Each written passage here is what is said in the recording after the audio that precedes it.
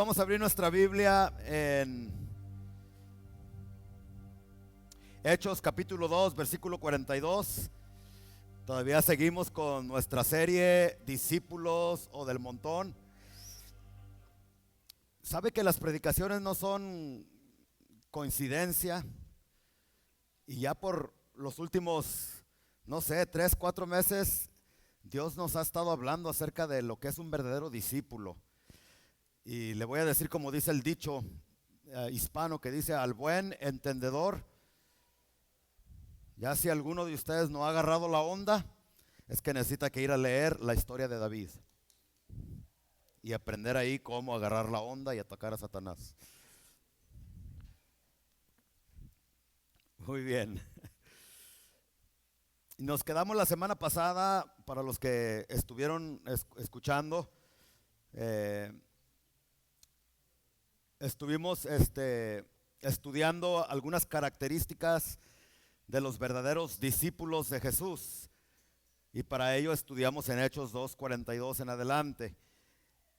Dijimos que un verdadero discípulo persevera en la doctrina. ¿Se recuerdan?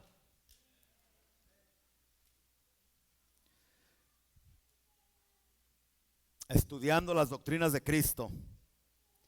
Y después también hablamos de que otra característica de un verdadero discípulo de Jesús es que no solamente se interesa en aprender doctrina y adorar a Dios, sino que también se esfuerza en tener comunión con los hermanos. Y dijimos que a la iglesia venimos por dos razones: no solamente para adorar a Dios, es la principal, pero después de adorar a Dios, Dios nos ordena que tenemos que tener comunión, koinonía en el original griego, los unos con los otros. De eso estuvimos hablando la semana pasada. ¿Sí se recuerdan? Y hablamos de cosas sencillitas, algo tan sencillito como saludar a la persona, a las hermanas, al hermano, etcétera, etcétera, ¿verdad? Las mujeres entre las mujeres: ay, qué bonito se te ve ese vestido. Ah, mira esos zapatos. Los hombres no, porque hay unos hombres, ¿cómo les llamé la otra vez? Ya se me olvidó. Viejos rabo verdes que, ay, hermana, qué bonito se le ve ese vestido. ¿Y tú qué andas ahí elogiando? Elogia a tu esposa.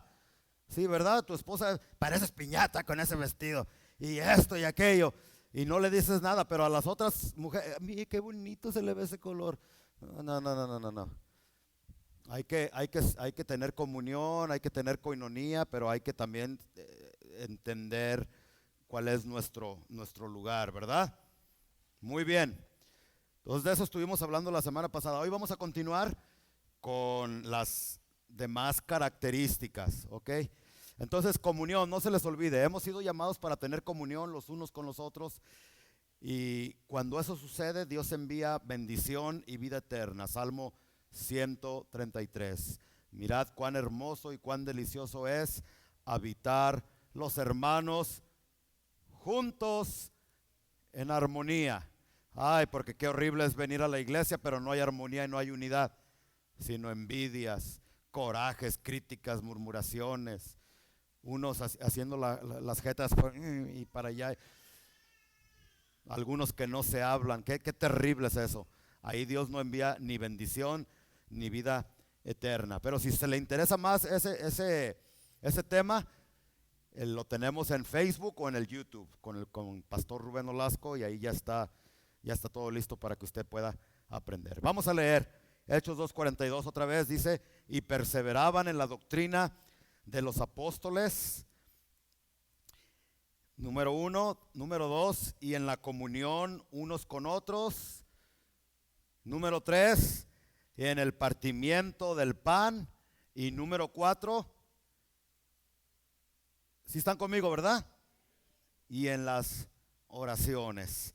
Y de ahí nos vamos al versículo 46 y dice, y perseverando unánimes cada día en el templo y partiendo el pan en las casas, comían juntos con alegría y sencillez de corazón, alabando a Dios y teniendo favor con todo el pueblo. Y el Señor añadía cada día a la iglesia los que habían de ser salvos. Padre, venimos delante de tu presencia en esta mañana para presentarnos ante tu trono y darte gracias por la oportunidad que nos das a los que estamos aquí y a los que están conectados a través de las redes sociales, de estar aquí alrededor de tu mesa, listos para recibir ese alimento espiritual. Mira, cada uno de los que estamos aquí, Señor, queremos escuchar tu voz, queremos recibir. Dígale ahí donde está, quiero escuchar tu voz, Señor. Habla mi vida, Padre Celestial. Necesitamos la ayuda de tu Espíritu Santo para que esto suceda. Y te doy gracias, Padre, que tu Espíritu Santo está aquí en este lugar. Y te damos la bienvenida, Espíritu Santo. Y ahora que vamos a predicar tu palabra, te pedimos que añadas bendición a ella. En el nombre de Cristo Jesús. Amén y amén. Muy bien, hermanos. Entonces, aquí estudiando la vida de los primeros discípulos, podemos darnos una idea de cómo Dios quiere que nosotros vivamos también en el siglo XXI si queremos convertirnos en verdaderos discípulos de Jesús. Porque le vuelvo a recordar que cuando Jesucristo venga en el arrebatamiento de su iglesia, los que se van a ir con él no son los del montón, sino los verdaderos discípulos. El rapto de la iglesia es un premio para aquellas personas que se esforzaron en venir a la iglesia, en cantar, en vivir una vida santa, en ser un buen ejemplo en el trabajo, en ser verdaderos discípulos de Jesús. A esos, como a las 5 vírgenes preparadas, se las va a llevar el Señor, pero a los que no, no. Entonces aquí miramos que la primera característica de un verdadero discípulo es la doctrina. La segunda es que tienen comunión los unos con los otros. Ya después de escuchar esto, ya no se va a ir en cuanto se acabe el servicio, ¿verdad que no? ¿Cómo digo yo? Como alma que lleva ¿a quién? El diablo. Al menos que tenga una emergencia, no sé, pero si no, quédese a platicar. Si no es parte de una célula, de un estudio bíblico, procure, que hay varias células, de ser parte de una para que también pueda tener comunión. Y una vez que ya tenga su célula y que venga a la iglesia, procure aquí en la iglesia no solamente juntarte con tu célula, porque a eso no se le llama célula, se le llama celulitis. Y nadie quiere la celulitis, ¿verdad? Las mujeres odian la celulitis, ¿verdad? Y por eso el botox, ¿verdad? Muy bien.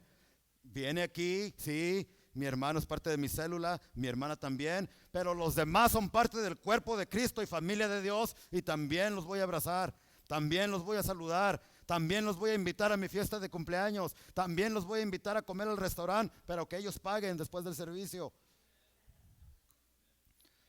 No nomás el mismo grupito todo el tiempo. Eso es comunión entre los hermanos. ¿Que no te enfadas de verle la cara fea al hermano ese todo el tiempo? Cámbiale de vez en cuando con otro, con otra, etcétera, etcétera. Bueno, lo de feo nomás lo inventé. Todos están guapos aquí, todos están bonitos. No se me enojen. Ok, eso es comunión. Pero entramos a otra característica de los verdaderos discípulos. Dice, tenían comunión unos con otros, versículo 42, en el partimiento del pan. ¿De qué está hablando allí? Cuando usted lea en la Biblia que los discípulos partían el pan juntos, se está refiriendo a la Santa Cena. No me voy a detener mucho en esta característica, pero los verdaderos discípulos, cuando en la iglesia o en la célula está la mesa del Señor para participar de la copa y del pan, los verdaderos discípulos participan. Los que no, no. Se escucha difícil esto, pero así es, porque aquí lo dice, en el partimiento del pan, la comunión o la Santa Cena. Acerca de la Santa Cena hay mucho que hablar. Yo no voy a hablar mucho, solamente les voy a leer una advertencia del apóstol Pablo. Como siempre, vamos a 1 Corintios 11, 29, y póngale una marca a Hechos 2:42, porque vamos a regresar ahí. 1 Corintios 11, 29. Y después de darle algunas instrucciones a los discípulos de cómo participar de la mesa del Señor, mire lo que dice aquí. 1 Corintios 11, 29. Porque el que come y bebe indignamente, sin discernir el cuerpo del Señor, juicio come y bebe para sí. O sea que la Santa Cena es como una espada de dos filos. Si tú participas de ella indignamente, dice que comes y tomas juicio para ti mismo. Y mire lo que dice el 30, por lo cual hay muchos enfermos. Ay, porque si el hermano venía a la iglesia y está bien enfermo o debilitado. Cuando habla de debilitado está hablando de una enfermedad crónica. ¿Sí? Y no fue porque no te cuidaste de la pulmonía y de eso, fue porque participabas de la mesa del Señor indignamente. Por lo cual hay muchos hermanos, muchos enfermos y debilitados entre vosotros. Y fíjese lo último, y muchos han muerto. Si pues nos examinásemos a nosotros mismos, no seríamos juzgados o condenados a enfermedades, a debilidades y a muertes. Entonces, si hay alguna persona aquí que tiene una enfermedad crónica que no se le quita, examínese, dice el apóstol Pablo. ¿Sí? Este no es ningún juego. Por eso la mesa del Señor aquí en esta iglesia está abierta para todos. Pero los papás tienen que ser responsables con los hijos. Hay unos niños, muchachitos que no saben, no han discernido el cuerpo de Cristo, ni siquiera son cristianos, aunque sea tu hijo, pero porque el niño quiere la copita y el pan, porque todos lo están teniendo y tú se lo das, eso pudiera ser contraproducente. Los que participan de la mesa del Señor tienen que estar conscientes de lo que están haciendo, así mismo como el bautismo. Entonces, ¿qué quiere decir eso? De que de comer y beber indignamente sin discernir el cuerpo de Cristo. ¿Cuál es el cuerpo de Cristo? Nosotros. Aquí tal parece que está hablando de hermanos en la iglesia de Corinto que no se la llevaban bien con otros, que tenían, como dice Pablo en Primera de Timoteo, que tenían ira y contienda en su corazón en contra de otras personas. Y si hay algo que aborrece y que odia el Señor Jesús o Dios, es eso, la amargura, el odio y la falta de perdón hacia otras personas. No solamente hacia los hermanos de la iglesia, que se da mucho, sino a familiares en el trabajo. Y hay algunos de ustedes aquí que por mucho tiempo han estado participando de la mesa del Señor, pero con odio, rencor, ira y contienda en tu corazón hacia otras personas. Y eso sin que te des cuenta, el diablo muchas veces te borra eso del cerebro, que tienes algo contra una persona que ni te acordabas y vienes y participas de la mesa del Señor y en lugar de ser de bendición, es de maldición, te enfermas y hasta te mueres. Entonces hay que tener mucho cuidado con eso. Y hay muchas personas que no, entonces por eso no la tomo. No, arregla tu vida.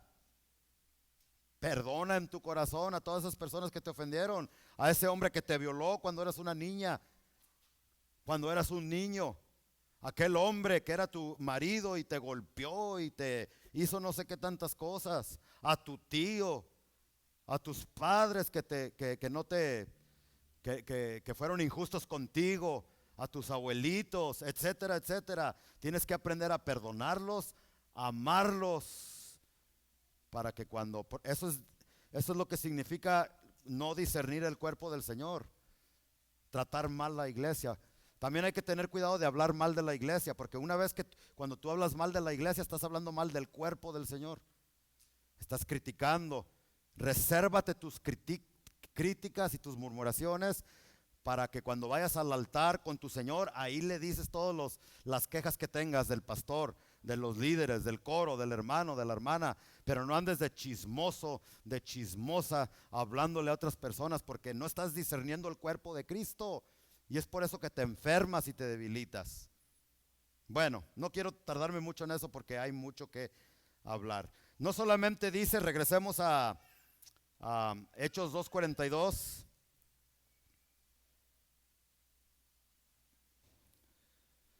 No solamente dice que en el partimiento del pan, sino también dice que los verdaderos discípulos son hombres y mujeres de oración. ¿Sí me escuchó? Hombres y mujeres de oración, dice, en el partimiento del pan y en las oraciones. Como iglesia debemos de orar. Ahorita me gustó mucho que estuvimos intercediendo por el hermano de nuestra hermana Ángela, y eso debemos de seguir practicando. ¿Se recuerdan en Hechos? No me recuerdo qué capítulo, el 10 o no me recuerdo, el 12, es el 12, que a Pedro lo agarró Herodes, lo echó a la cárcel y le iba a mochar el pescuezo, pero la iglesia hacía oración por él y el Señor lo salvó. Entonces la oración es bien importante, y no me quiero detener tampoco en la oración porque cada punto aquí es un sermón de 2 horas. Solamente le estoy dando un repaso para que usted se dé una idea de las características que marcan la vida de un verdadero discípulo. Oración, digan todos conmigo, oración. Hay muchos propósitos de la oración, pero yo le voy a compartir así rapidito solamente 3. El primer propósito de la oración no es pedir, pedir, pedir y pedir. Hay muchas personas que usan la oración a Dios como si fuera Santa Claus o como si fuera, no sé, una máquina de las que le echas dinero y le pides, dame esto, dame esto, dame esto otro. La oración no es pedidera, tiene su lugar. Algunos de ustedes no tienen porque no piden, dice la Biblia. Pero el propósito principal de la oración es tener una relación íntima con nuestro Padre Celestial. Qué bonito es ir a su presencia y decirle: Señor, sí tengo problemas, sí tengo situaciones, pero hoy no vengo a pedirte nada. Hoy vengo a tener comunión contigo. Hoy vengo a conocerte más, a agradecerte por lo bueno que has sido para conmigo. ¿A cuántos de ustedes les gustaría juntarse con personas que nunca te llaman, y cuando te llaman es para pedirte un favor? Bueno, pues imagínese Dios. Hay personas que nunca hablan con Él, pero en la primera enfermedad, en el primer problema, en la primera situación difícil, ahí sí, ¿verdad? Y a pedir, pedir, pedir, pedir, pedir, pedir. La oración no es para pedir solamente. El 90% de tu oración debe de ser para pasar tiempo con Él en su presencia. ¿Se recuerdan Moisés cuando pasó 40 días allá arriba en el monte con Dios? Cuando bajó, ni cuenta se dio, pero su rostro resplandecía. Era la presencia de Dios. Y es lo que pasa con las personas que pasan tiempo con Dios, no pidiéndole, sino agradeciéndole, adorándole. se te pega lo del Señor y las personas dicen, no sé qué tiene ese hombre, no sé qué tiene esa mujer, pero yo quiero estar allí, porque esa persona ha pasado tiempo en el secreto del Señor, ha pasado tiempo con Cristo de rodillas orando. Entonces el primer propósito es, ¿qué dijimos? Conocerle a Él, tener comunión con Él. Eso lo podemos ver en Juan 17:3. Vaya conmigo a Juan 17:3. Y esta es la vida eterna. ¿Qué es vida eterna? Pues pasar toda una eternidad con Dios. De acuerdo a este versículo, no. La vida eterna es que te conozcan a ti, el único Dios verdadero, y a Jesucristo, a quien has enviado. Entonces, ¿y cómo lo vamos a conocer? Más a través de la Escritura, a través de la oración. La oración no solamente es hablar como perico. ¿Se recuerdan que no? ¿Cómo le gustaría a usted? ¿Usted ha estado con personas que no te dejan hablar? ¿Ha ido como a comer al restaurante o lo han ido a visitar y wiri, wiri, wiri, wiri, wiri? Pero, espérame, wiri, wiri, ¿sabe qué? Hay personas así, y si me está escuchando una persona que pure wiri, wiri, no deja hablar a los demás, tranquilo. Bueno, así hay muchas personas con Dios, y la oración no es eso. La oración es que tú hablas con Dios y después tienes que permitir que Él te responda. Es una conversación, es una plática. ¿Está bien? Muy bien. Vaya conmigo a Mateo capítulo 5. Mateo 5, versículo 8.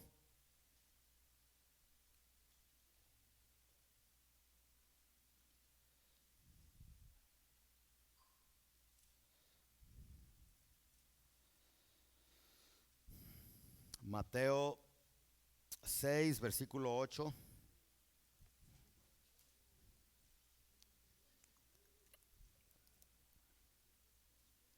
El segundo propósito de la oración, el primero que es, pues conocerle a Él, ¿no?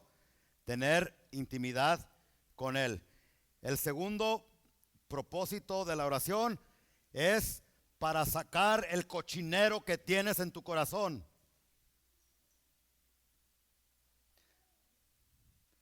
Desde antes que los psicólogos descubrieran, ya ve que usted cuando va con el psicólogo puro hable y hable y hable y hable y hable y hable usted, y ellos le dicen nada después, $450 la hora, y después, ay, me siento bien a gusto, y el psicólogo no te dijo nada, es que sacaste todo lo que traías. Pues en lugar de ir al psicólogo a pagarle $500 la hora y sacar todo lo que traes con él, mejor ve con Dios. Él no te cobra nada porque lo de Dios es gratuito. ¿Escucharon los profetas de la prosperidad que nomás se la pasan pide y pide? Dice el 7, y orando no uséis vanas repeticiones como los gentiles que piensan que por su palabrería serán oídos. Mateo 6, 7 y el 8 dice, no os hagáis pues semejantes a ellos, porque vuestro Padre sabe de qué cosas tenéis necesidad antes que vosotros le pidáis. Fíjese, antes de que tú vienes al Padre, Él ya sabe lo que tus necesidades. Él ya sabe lo que tú le vas a decir. Él ya sabe tus peticiones porque Él es Dios. Entonces la pregunta es esta. Entonces, si Él ya sabe, ¿para qué quiere que le pidas? ¿Me pueden contestar? La oración no es para informarle a Dios de tus problemas. La oración, Él te hace que tú le digas tus necesidades. Es para que saques las cargas y todo lo que traes en el corazón. Qué bonita es la oración, ¿no? Cuando estás cargado, cuando tienes problemas, cuando tienes situaciones difíciles, cuando no sabes qué hacer, en lugar de gritar todo enojado, en lugar de ir con el psicólogo, es hincarte de rodillas. ¿No lo dijo Jesús? Vengan a mí los que están cargados y cansados, que yo os haré descansar. ¿Y cómo vienes a Cristo? De rodillas, poniendo fe en Dios a través de la oración. Entonces, este es el segundo propósito de la oración, sacar toda la carga y todo el cochinero, porque hay algunos que tienen cochinero en su corazón. ¿Sí están conmigo?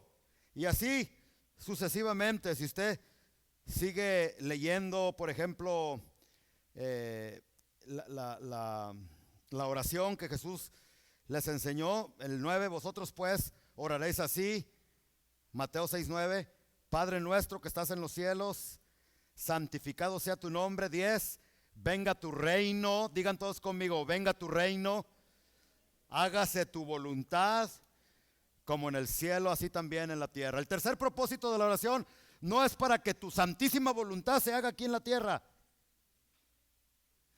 es para que la voluntad de Dios, que conoce tu vida y sabe lo que es mejor para ti, se haga aquí en esta tierra. Pero hay muchas personas como que quieren torcerle el brazo a Dios y a través de la oración quieren que Dios cambie de parecer en cuanto a tu situación.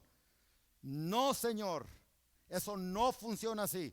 Nosotros no vamos en oración para a ver si Dios cambia de mentalidad, a ver si hace lo que yo quiero que haga. No, la meta principal cuando tú te hincas a platicar con tu Padre Celestial es que su voluntad se haga en tu vida. ¿Está bien? Venga tu reino, hágase tu voluntad, así como en el cielo se hace tu voluntad, que se haga aquí en la tierra. ¿Y cómo se vive en el cielo? En primer lugar, escúchame, en el cielo no hay pecado. No hay pecado. Allá no hay adulterio. Allá no hay que una copita. Allá no hay borracheras. Allá no hay allá no hay pecado. No existe el pecado. ¿Me están escuchando? Entonces, la voluntad de Dios es que nosotros aquí en la tierra vivamos sin pecado. Esa es la voluntad de Dios. Solamente una mera escuché, los demás están calladitos, calladitos. Y cuando tú vas a Dios en oración es para pedirle que esa su voluntad se haga. ¿No? ¿Cuántas personas quieren usar la oración para pedirle a Dios, dame esto, dame aquello, y después quieren seguir viviendo en adulterio con ese hombre, con esa mujer que no es ni siquiera tu esposo ni tu esposa? O muchachos que, bueno, andando en sus pecados, en sus cosas, pero sí quieren que Dios les dé y que... Bueno, esa es la segunda característica de los verdaderos discípulos de Jesús en esta mañana. Son hombres y mujeres de oración. La tercera característica, regresamos rapidito a Hechos 2:42. Y vamos a leer el 43. No voy a explicar esto porque sería muy largo el asunto, solamente lo voy a leer. Y sobrevino temor a toda persona, y muchas maravillas y señales eran hechas por los apóstoles, como resultado de la oración, como resultado de la comunión, como resultado de la doctrina. Tú predicas la doctrina de Cristo, tienes comunión, participas de la mesa del Señor, eres un hombre de oración, y los resultados van a ser maravillas y señales en la vida de aquellas personas que practican estas cosas. Versículo 44. Todos los que habían creído estaban juntos y tenían en común todas las cosas. Y así vivían los discípulos de antes. 45. Y vendían sus propiedades y sus bienes y lo repartían a todos según la necesidad de cada uno. ¿Por qué no lo hacemos nosotros ya esto? Muchos se preguntan, ¿verdad? Bueno, en primer lugar, déjame decirte que los comunistas, como Fidel Castro, el papá del comunismo, ¿cómo se llamaba Marx? Perdón. Ellos usaron este versículo para apoyar su tesis del comunismo. Porque usted sabe que el comunismo hace eso, ¿no? En los países comunistas, el gobierno es el dueño de todo y nadie es más rico que otro en esos países. A todos les dan un jaboncito, una bolsita de arroz, una bolsita de frijoles, dos botellitas de agua, todos tienen por igual. Y pensaban que de esa manera se iban a acabar los problemas. Mentira, esto no tiene nada que ver con el comunismo. En primer lugar, las cosas aquí no pertenecían al gobierno, pertenecían a las personas. Y ellas de su propia voluntad y de su propio corazón, por un llamado específico del Espíritu Santo, lo estuvieron haciendo. Pero hay que leer y entender el contexto de lo que leemos. Mire, se acababan de convertir ¿cuántas personas? Una iglesia que era aproximadamente de ¿cuántas personas? 120 personas, ¿no? Y Pedro se levanta lleno del poder del Espíritu Santo, predica su primer sermón y 3,000 personas vienen a los pies de Jesucristo. ¿De dónde eran estas personas? De todas partes del mundo, que venían una vez al año a Jerusalén para adorar.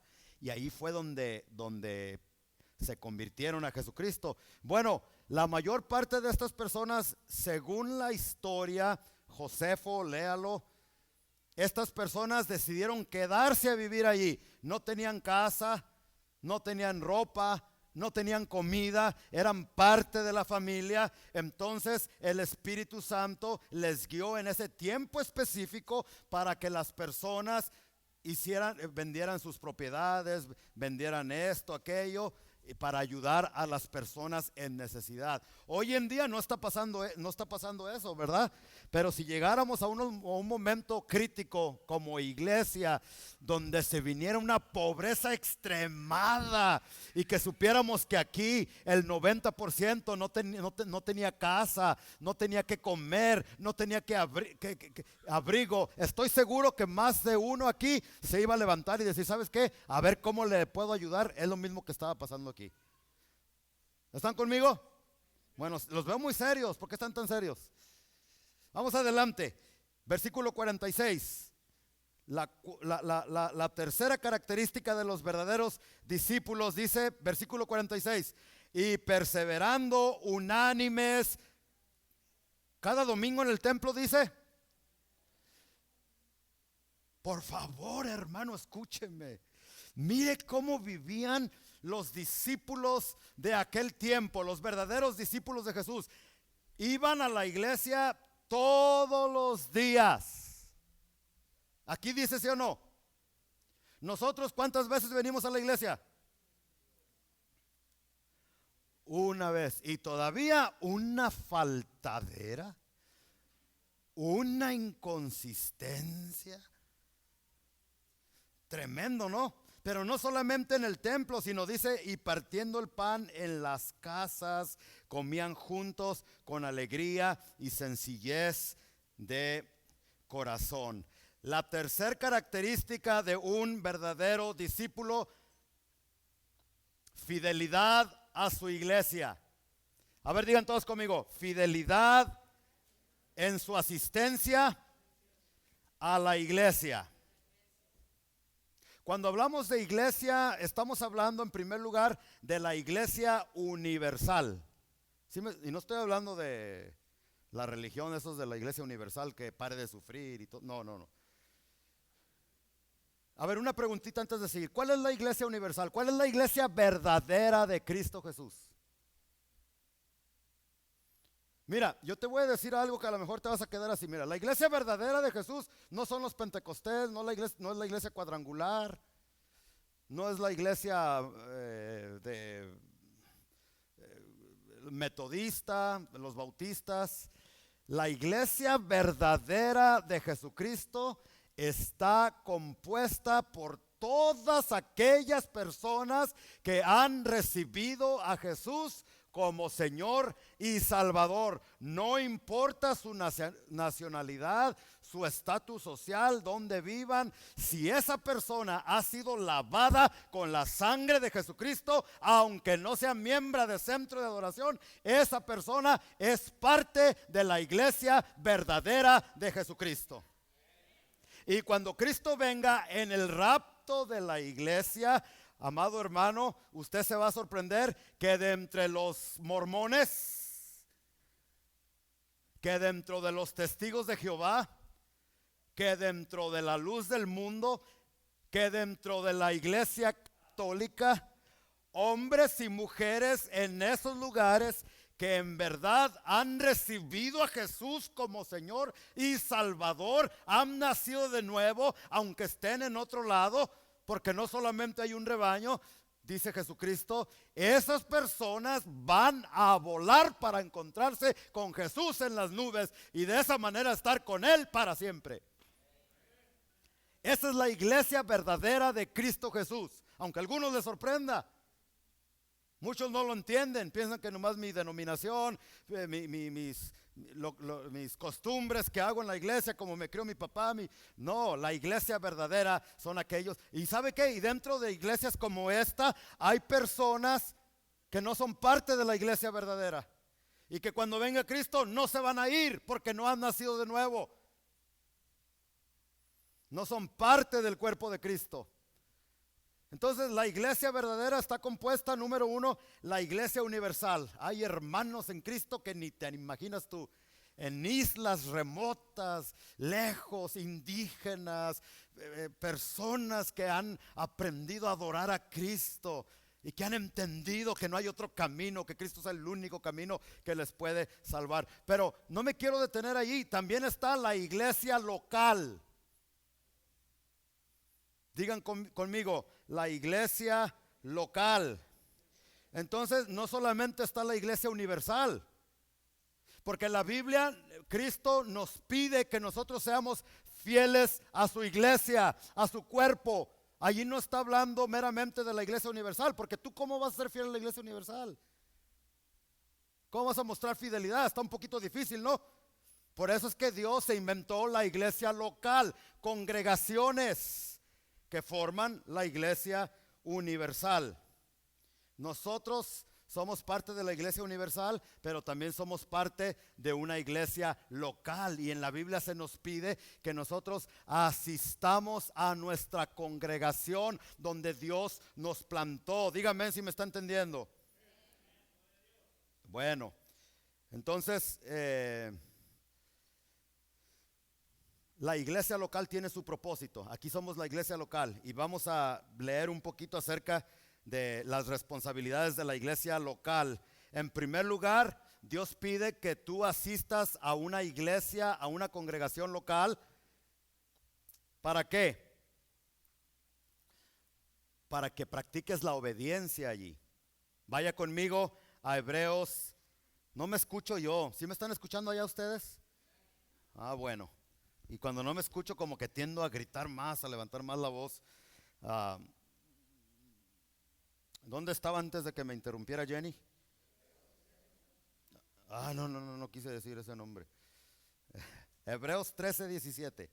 Vámonos para allá. Hebreos 13:17. Fíjese lo que dice Hebreos 13:17. Aunque a muchos no les guste. Y para eso es la iglesia local. Porque tú puedes decir, yo soy parte del cuerpo de Cristo. Pero yo he creído en Cristo. Y si no vienes a una iglesia. Mire lo que dice Hebreos 13:17. ¿Lo tienen todos? Dice. ¿Cómo dice? Obedeced a vuestros pastores y sujetaos a ellos. Mire, hay una diferencia entre obediencia y sujeción. Y aquí está pidiendo que los congregantes o los miembros de iglesia no solamente obedezcan a sus pastores, sino que se sujeten. ¿Qué es? ¿Cuál es la diferencia? La obediencia es tiene que ver con un acto externo, donde se ve que estás obedeciendo.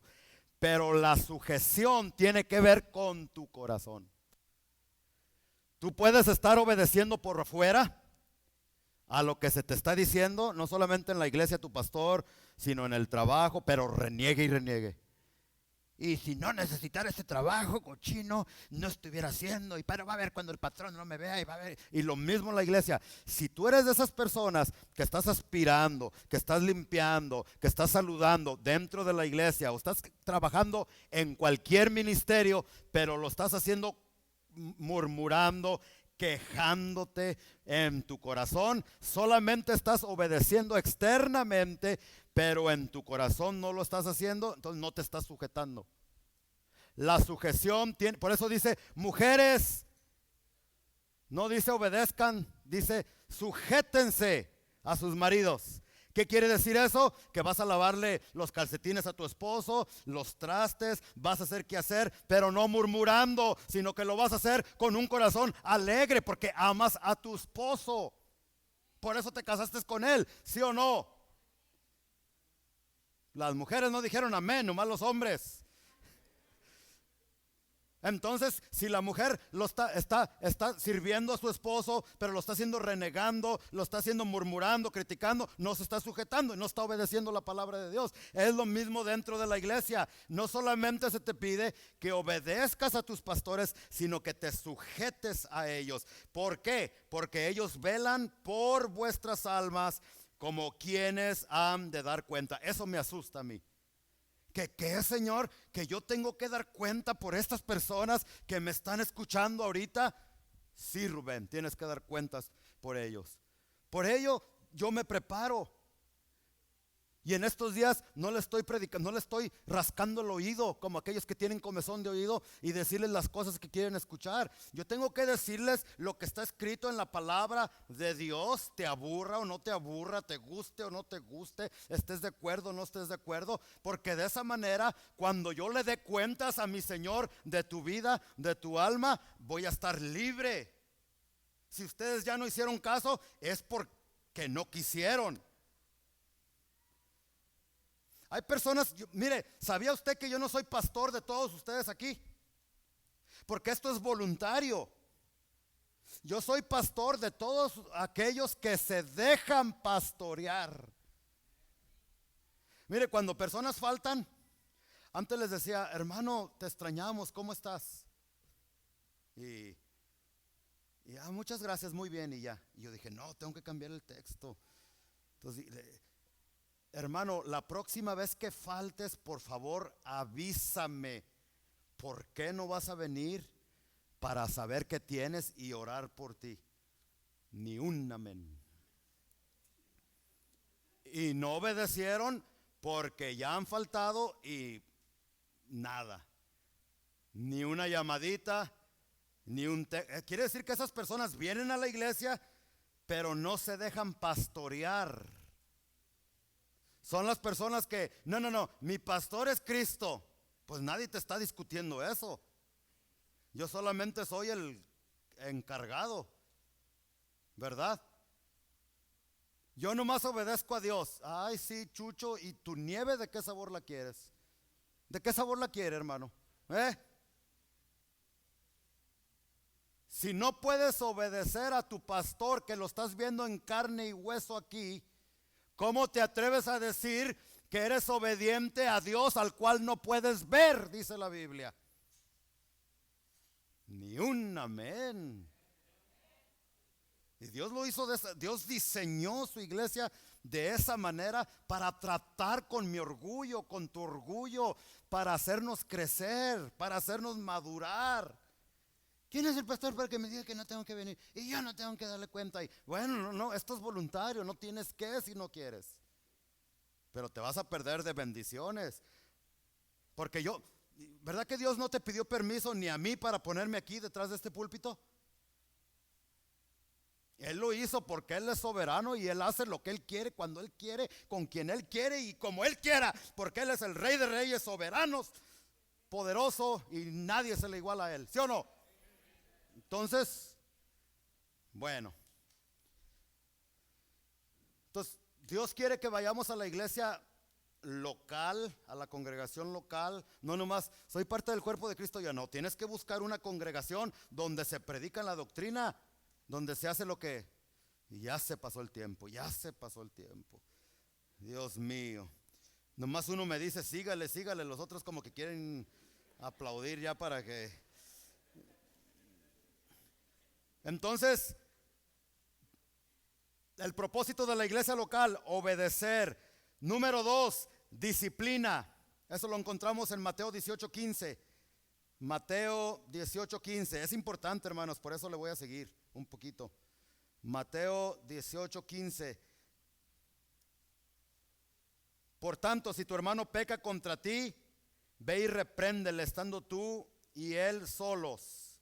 Si te oyere, has ganado a tu hermano. ¿Qué dice? Si tu hermano peca contra ti, que lo publiques en Facebook y en Twitter y en... ¿Verdad que no? Ve y habla con él. Mas si no te oyere, versículo 16, toma aún contigo a uno o a dos, para que en boca de 2 o 3 testigos conste toda palabra. Y fíjese el 17, Mateo 18:17. Si no los oyere a ellos, dilo ¿a quién? A la iglesia. Y si no oyere a la iglesia, tenle por gentil y publicano. De cierto os digo que todo lo que atéis, versículo 18, en la tierra, será atado en el cielo. Y todo lo que desatéis en la tierra, será desatado en el cielo. ¿Qué quiere decir esos versículos que los hemos malinterpretado? Que si tú como pastor haces tu trabajo de disciplina en la iglesia para atar y desatar, Cristo te va a respaldar. Y más adelante dice, porque donde están 2 o 3 congregados en su nombre, ahí yo estoy. Ahí no quiere decir que donde 3 se congregan. No, ¿qué tal si somos 2 los que estamos alabando a Cristo? Entonces no está Cristo allí. No saquemos de contexto los versículos. Aquí está hablando de disciplina. Dice, si ustedes disciplinan a uno que anda mal, a uno que anda pecado, entre 2 o 3, ahí yo estoy con mi presencia para respaldar sus decisiones que hagan. Bueno, entonces ese es el segundo propósito de la iglesia local. Y el tercer propósito de la iglesia local es para que no faltes. Hebreos capítulo 10, versículo 25. ¿Qué dice Hebreos 10, 25?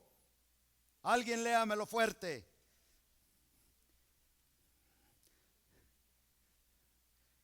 ¿Qué dice?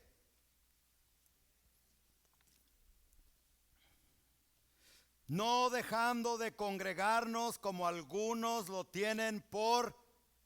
Déjeme decirte algo, hermano, por eso no quería yo aquí pararle. Ya sé que ya es tarde, pero escúcheme. Ese problema lo tenemos aquí en la iglesia. Ya hemos agarrado una costumbre de venir cuando me da mi gana y faltar cuando quiera.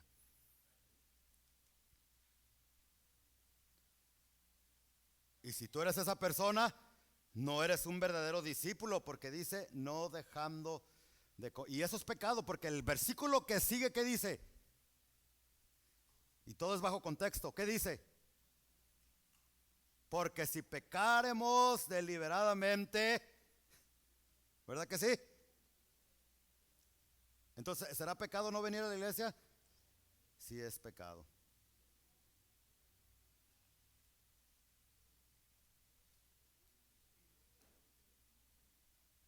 Déjese de faltar. Hay personas que les ha agarrado una costumbre de que cuando ya no me gusta algo de la iglesia, cuando me disciplinan, en las iglesias que disciplinen, porque ya no hay muchas, me voy a la iglesia de la esquina.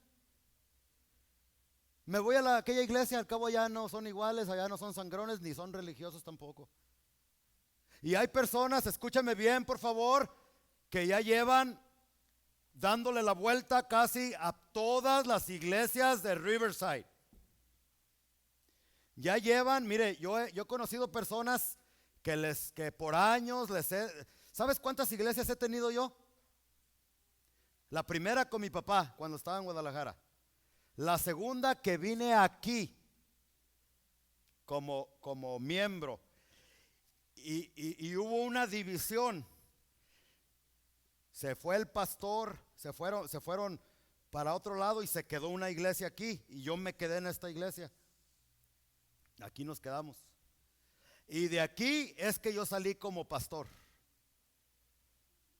Entonces, ¿cuántas iglesias he tenido?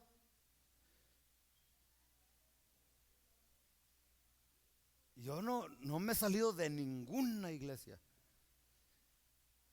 Yo sé que hay razones específicas en algunas personas, pecado en la vida de pastores, algunas situaciones, pero Dios pide que seamos fieles a la iglesia local donde Dios nos ha llamado. Y que yo te entiendo, si son una, dos, pues ok, pero si ya llevas 5 y todavía no eres feliz, no estás contento, a la primera que me hagan me salgo.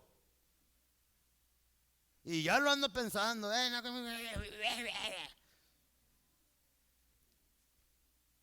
Mire, cuando yo les he aconsejado a hombres, he conocido hombres que llevan 4 matrimonios y van por el 5º y todavía le echan la culpa a las otras mujeres. Ah, pastor, la primera era una sangrona, la segunda era una mandona, se quería poner los pantalones, la tercera era esto, la cuarta. Y ¿sabes qué? Le digo, ¿sabes qué? Un divorcio, pues a lo mejor te lo entiendo, ¿verdad? Pero cuando ya llevas 2, cuando ya llevas 3, el problema no es tu mujer, eres tú por orgulloso, por engreído y por Gabino Barrera y por machista. Calladitos todos, ¿verdad? Lo mismo las mujeres. La mujer samaritana, ¿cuántos llevaba ya? 5. Y con el 6º ni siquiera era, ¿verdad? Le decía no sé quién, la chulis, ya llevaba 6. Y pensaba que con el 6º iba a ser feliz, pero les decía a los hermanos, aunque le hubieran traído a Rambo, no hubiese sido feliz. Porque el problema no estaba en los hombres o en las mujeres, el problema estaba en el corazón de la mujer. Y no experimentó satisfacción hasta que bebió del agua que Cristo le dio. Y hay muchas personas aquí, si tú ya llevas 3 iglesias, 4, y vas y al principio todo bien bonito, ay me saludan, ay las hermanas, ay los hermanos que, pero una cosa es meterte a la sala y otra cosa es meterte a la cocina. Y en la cocina te vas a dar cuenta que ahí hay ratas y hay cucarachas. ¿Sí me están entendiendo? Entonces, si tú ya llevas 4, 5, 6 iglesias, el problema no es la iglesia, el problema es tu corazón.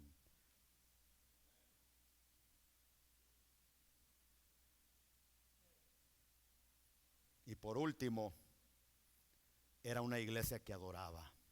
Hechos 2:42 dice, ya es lo último, hermanos, ya es lo último. Esto es doctrina y tenemos que enseñarla. Dice Hechos 2:47, dice, alabando a Dios y teniendo favor con todo el pueblo, y el Señor añadía cada día a la iglesia los que habían de ser salvos.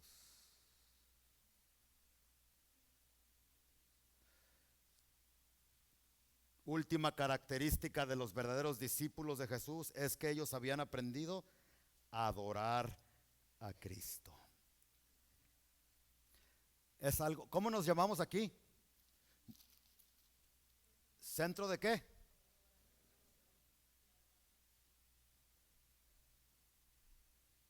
A mí si hay algo que me desespera, hermanos, deje de decirles la verdad, es cuando el grupo está aquí cantando y allá los que estamos en las bancas ni levantamos las manos, ni cerramos los ojos, ni adoramos. Eso es triste, porque no hemos aprendido. Mire, mi hija Jazmín fue con el grupo de los jóvenes a una iglesia, le dicen la iglesia de los viejitos. Y llega bien sorprendido y me dice, apá, ahí se adoran.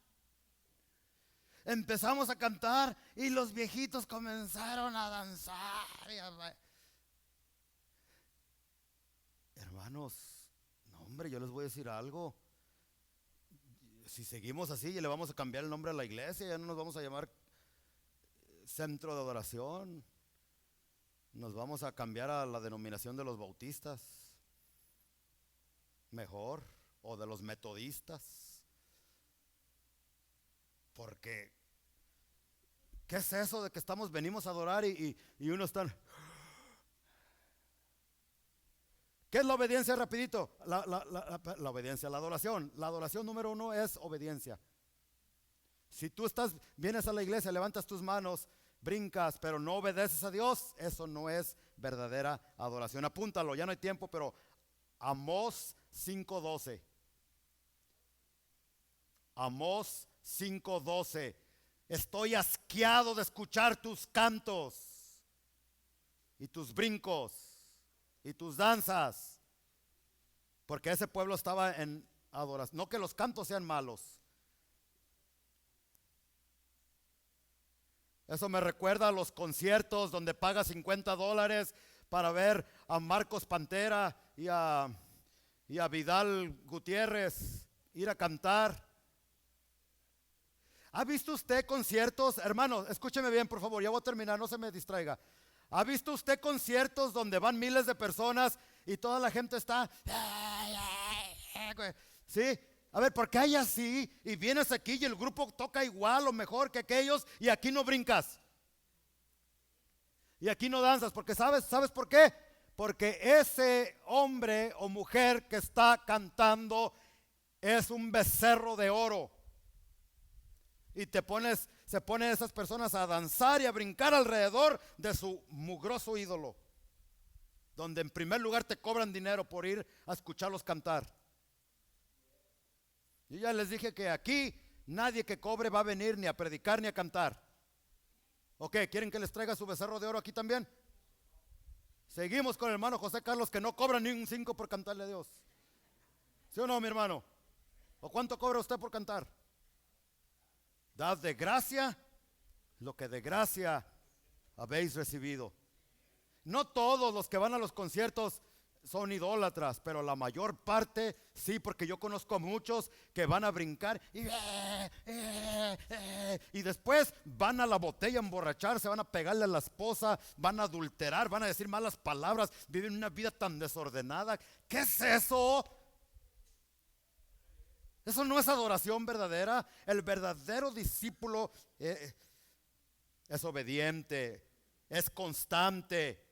¿No se recuerdan ustedes cuando un grupo de judíos le gritaba a Jesús cuando bajó en su asnita: Hosana, Hosana al que viene en el nombre? ¿Se recuerdan? Lo estaban adorando, pero 8 días después esas mismas personas que estaban gritando: crucifícale. No, los verdaderos discípulos adoramos a Cristo en las buenas y en las malas. Tienes salud, tienes dinero en el banco, está toda tu familia, dale gracias a Dios, dobla tus rodillas, bendice al Señor. Pero un hijo tuyo anda mal, te viene una enfermedad, te viene un problema de cualquier manera, ya no hay trabajo, ya no hay dinero en el banco. El verdadero discípulo todavía dobla sus rodillas, levanta sus manos y comienza a adorar y bendecir el nombre del Señor, porque la Biblia dice que Jehová dio, Jehová quitó también. Sea el nombre de Dios glorificado. Constancia esa es adoración. Obediencia, constancia y por último lugar, postura física. Postura física. Lo físico, nuestra expresión, cómo lo adoramos a Dios. Yo quiero que abra su Biblia y ya termino con estos versículos en el Salmo 148. Pasen los músicos, ¿no? Por favor. Y hermano, en orden, no he acabado el sermón. Abra su Biblia y parado vamos a leer estos versículos. Póngase de pie y abra su Biblia en Salmo 148.